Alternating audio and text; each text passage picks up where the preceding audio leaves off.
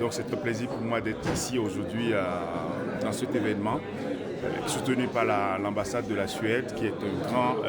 partenaire donateur du programme de PNUD en RDC. Oui, c'est une impression de satisfaction totale parce que comme vous l'avez certainement vu, on a réussi à réunir dans une seule salle d'audience, d'échange, disons, environ 6 ou 7 catégories de types d'acteurs différents. C'est des choses qu'on n'arrive pas à faire facilement. Et on a eu quand même le temps matériel suffisant pour discuter d'un sujet, d'une thématique très importante pour la province du Nord Kivu, comme vous savez, les solutions durables pour les personnes déplacées internes. Et donc, le fait d'avoir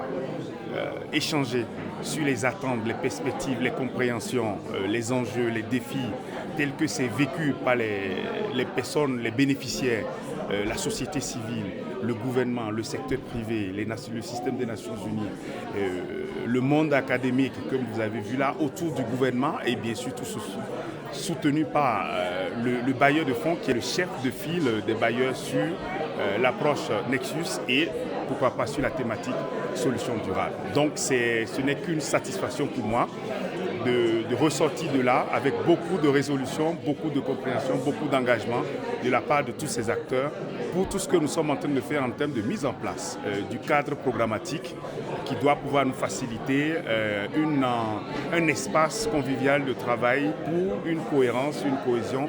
et avec un peu plus d'impact pour les bénéficiaires qui nous attendent toujours dans les camps de déplacés. Comme vous l'avez, l'ambassadeur l'a certainement dit, pour lui, il vient d'arriver en RDC, ça fait 2 mois pratiquement qu'il est là. Et donc son passage ici, il voulait aussi profiter pour échanger avec les différents acteurs qui sont sur le terrain.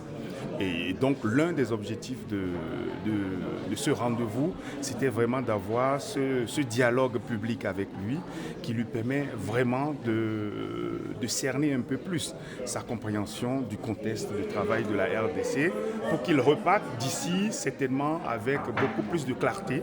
sur les enjeux, sur les défis et sur les attentes surtout de toutes les parties prenantes, pas seulement ceux du gouvernement, encore moins ceux du système des Nations Unies. Et donc là, et comme vous l'avez vu, lui-même il a clôturé les propos, le dialogue, sur une note d'entière satisfaction et de remerciement et de tout ce qu'il a appris, aussi bien de la part des bénéficiaires qui étaient représentés dans la salle.